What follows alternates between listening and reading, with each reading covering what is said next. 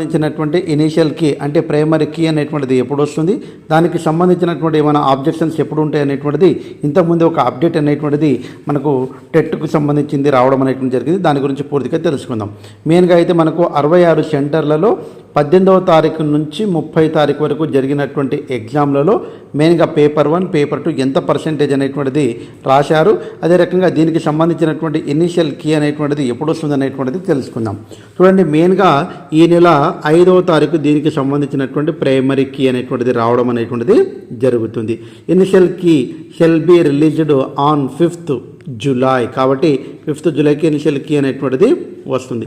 ఈ కీలో ఎలాంటి తప్పులు ఉన్నా కానీ తప్పకుండా 5వ తారీఖు నుంచి మనకు 8వ తారీఖు వరకు దాదాపుగా మనకు 5, 6, 7, 8 ఒక 4 డేస్ మనకు దీనికి సంబంధించినటువంటి ఏమైనా ఆబ్జెక్షన్స్ ఉంటే మనము తప్పకుండా లింక్ ఇస్తారో ఆ లింక్ ద్వారా రేస్ చేయవచ్చు అనేటువంటిది ఒక అప్డేట్ అయితే రావడం అనేటువంటి జరిగింది.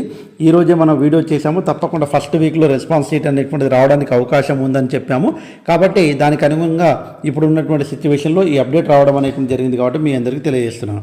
అదే రకంగా ఇక్కడ ఉన్నటువంటి సిచ్యువేషన్ ప్రకారం మనకైతే మెయిన్గా పేపర్ 1కి సంబంధించింది 74% అటెండెన్స్ అనేటువంటిది రావడం అనేటువంటి జరిగింది. అంటే అంతమంది రాశారు. అదేవిధంగా paper 2 maths and science background ఉన్నటువంటి వాళ్ళు 73% అనేటువంటిది అటెండ్ కావడం అనేటువంటి జరిగింది. పేపర్ 2 సోషల్ స్టడీస్ అనేటువంటిది దాదాపుగా 76% అనేటువంటిది రాయడం అనేటువంటి జరిగింది ఎగ్జామ్. అంటే పేపర్ 1లో దాదాపుగా ఎంతమంది ఆబ్సెంట్ అయ్యారనేటువంటిది 16,000 మంది, పేపర్ 2లో 17,000 మంది, పేపర్ 2 సోషల్ స్టడీస్లో 12,494. ఇవి టెట్కి సంబంధించినటువంటి ఇన్ఫర్మేషన్. టెట్ ఇప్పుడు మనకు ఉన్నటువంటి ప్రకారము ఇప్పుడు జూలై అనేటువంటిది 5వ తారీఖు దానికి సంబంధించినటువంటి ప్రాథమిక కీ 8 వరకు ఆబ్జెక్షన్లు ఈ 2 అయిపోతాయి. తర్వాత ఫైనల్కి అనేటువంటి డేట్ ఇచ్చారు మనకు 22వ తారీఖు మనకు దానికి సంబంధించినటువంటి ఫైనల్ కీ అనేటువంటిది ఇచ్చారనేటువంటిది మనకు గతంలో నోటిఫికేషన్ విడుదల చేసినప్పుడే ఈ డేట్ అనేటువంటిది అనౌన్స్ చేయడం అనేటువంటిది జరిగింది. సో ఇది అయిపోయిన తర్వాత తప్పకుండా డిఎస్సి అనేటువంటిది క్లియర్ కట్గా ఉంటుందా ఉండదా అనేటువంటి డౌట్ఫుల్ ఉండదు. తప్పకుండా డిఎస్సి అనేటువంటిది వెయ్యాల్సినటువంటి అవసరము ఉంది. అది స్కూల్ అసిస్టెంటు, అదేవిధంగా ఎస్జిటి, అదేవిధంగా పీడీ కావచ్చు, పీటీ కావచ్చు. ఈ పోస్టులు మెయిన్గా మనం మాట్లాడుకుంటే మెయిన్గా ఎస్జిటీలు అనేటువంటిది 100% ఉంటాయండి పోస్టులు. దాని గురించి వరి కావాల్సినటువంటి అవసరం అయితే లేదు.